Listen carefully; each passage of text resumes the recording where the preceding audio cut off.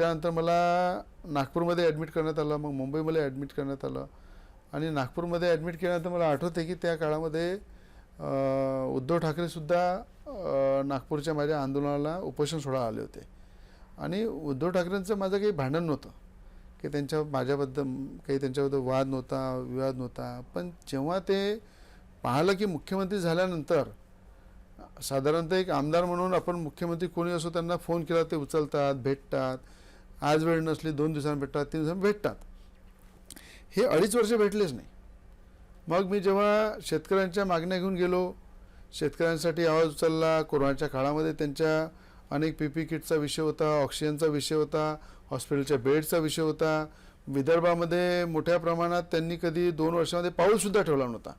त्यांनी मुख्यमंत्री बनण्याच्या आधी सांगितलं होतं मी शेतकऱ्याच्या बांधावर जाईल, शेतकऱ्यांचे अश्रू पुसेल. पण उद्धव ठाकरे साहेबांनी त्या ठिकाणी ना शेतकऱ्याच्या बांधावर गेले, ना शेतकऱ्याचे अश्रू पुसले. शेतकऱ्याचा बांधसुद्धा अवकाळी पावसामुळे वाहून गेला. शेतकरी वाहून गेले, घरं वाहून गेले, गुरंढोरं वाहून गेले, जमिना वाहून गेल्या. पण त्या ठिकाणी मुख्यमंत्र्यांचा पत्ता नव्हता. तर मी मंत्रालयामध्ये जाऊन त्यांच्या कॅबिनवर माझं निवेदन चिपकवलं. तेव्हा त्यांनी 3-4 अधिकाऱ्यांना सस्पेंड करून टाकलं की बाबा इथे आमदारांनी माझ्या कॅबिनवर येऊन निवेदन चिपकवलं कसं. जेव्हा 100 वेळा 1000 वेळा मातोश्रीवर फोन केले, मंत्रालयात फोन केले, त्यांच्या बंगल्यावर वर्षावर फोन केले, अपॉइंटमेंट मागितली, मिळत नाही आहे. शेतकऱ्याचे विषय मांडण्यासाठी मला वेळ मिळत नाही आहे. तर मी म्हटलं हे राज्याला जे संकट आलेलं आहे, या राज्यावर मुख्यमंत्री उद्धव ठाकरेंच्या नावाचं जे संकट आहे, त्या संकटातून मुक्त व्हायचं तर हनुमान चालीसा आपल्याला वाचावं लागेल. तर मी त्या ठिकाणी हनुमान चालीसाची घोषणा केल्यानंतर की या राज्याच्या मुख्यमंत्र्यांचं संकट दूर करण्यासाठी, उद्धव ठाकरेंचं सरकारचं जे संकट आलेलं आहे महाराष्ट्रावर ते दूर करण्यासाठी मी मातोश्रीवर जाऊन हनुमान चालीसा वाचेल, जेणेकरून त्यांना शक्ती मिळेल, बळ मिळेल आणि त्यांना गोरगरिबांची, शेतकऱ्यांची, सर्वसामान्य जनतेची सेवा करण्यासाठी एक ताकद मिळेल.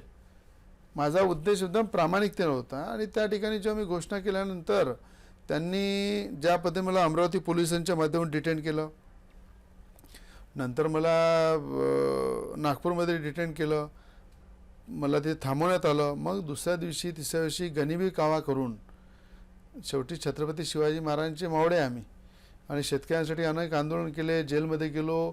मोठ्या प्रमाणात विदर्भासाठी 2-2 हजार कोटीचा पॅकेज मी मिळवून दिला त्या काळामध्ये. तर आंदोलन कसे करायचे, कशाबद्दल लढायचं, ते राज्याचे मुख्यमंत्री असो की कोणी असो, पण आपल्या लोकांसाठी लढायचं आहे तर गनिमी कावा करावा लागेल. तर 3 वाजता रात्री उठून मी आणि नवनीत राणा दोघेही आम्ही नागपूर एअरपोर्टला पोहोचलो आणि त्या ठिकाणी वेळेवर तिकीट काढून आम्ही मुंबईला आलो सकाळच्या फ्लाईटनी. तेव्हा मुंबईला आल्यानंतर जेव्हा आम्ही म्हटलं की आम्ही या दिवशी मातोश्रीच्या बाहेर येऊन हनुमान चालीसा वाचू, आमच्या घरी पूर्ण पोलिसांचा बंदोबस्त. त्या ठिकाणी जसं छावणी तयार करून टाकली होती, जसं आम्ही आतंकवादी आहे, जसं आम्ही कुठंतरी मोठं क्राईम केलेलं आहे.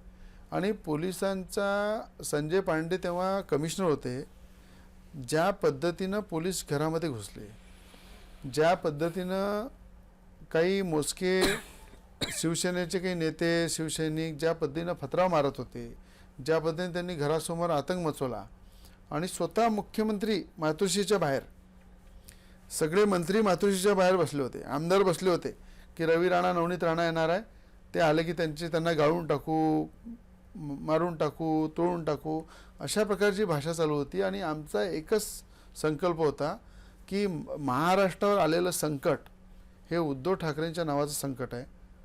तर या उद्धव ठाकरे संकटाला संकट मोटरींच्या माध्यमातूनच आपण हनुमान चालीसा वाटून कुठेतरी महाराष्ट्राकडे लक्ष वेधलं पाहिजे, महाराष्ट्र शेतकऱ्याकडे लक्ष वेधलं पाहिजे. आणि तो सगळा तुम्ही कार्यक्रम पूर्ण पाहिला की त्या ठिकाणी आम्हाला अरेस्ट केलं, जेल लॉकअपमध्ये टाकलं.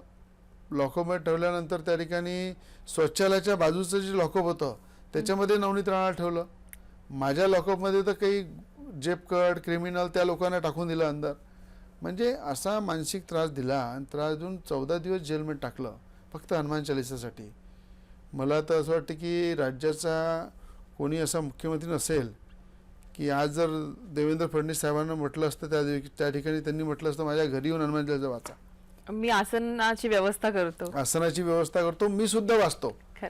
म्हणजे हे समय सूचकता त्या ठिकाणी राज्यामध्ये अनेक कार्यकर्त्यांना सांभाळायची ती जर कोणामध्ये आहे ती देवेंद्र फडणवीस साहेबांमध्ये आहे.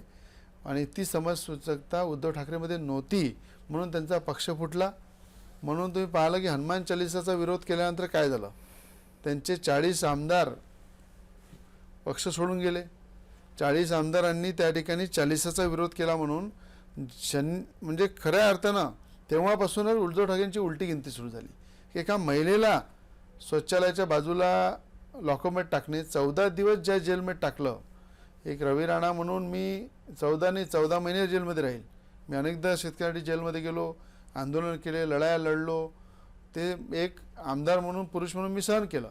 पण महिला खासदाराला जेलमध्ये टाकणं आणि त्या ठिकाणी जेलमध्ये टाकून अशा प्रकारचा त्रास देणं, जेलमध्ये सुद्धा पाणी देणं नाही, सतरंजी देणं नाही खाली झोपासाठी, मोठ्या प्रमाणात त्या ठिकाणी सगळं म्हणजे एक अंडा सेलमध्ये त्यांची एक अशा पद्धतीने ठेवणं आणि जेलमध्ये मानसिक त्रास देणं, हे सगळे श्राप जे आहे एका महिलेचा म्हणा या महाराष्ट्रात जनतेचा म्हणा हा उद्धव ठाकरेंना लागला आहे. म्हणून आज उद्धव ठाकरेंची परिस्थिती आहे.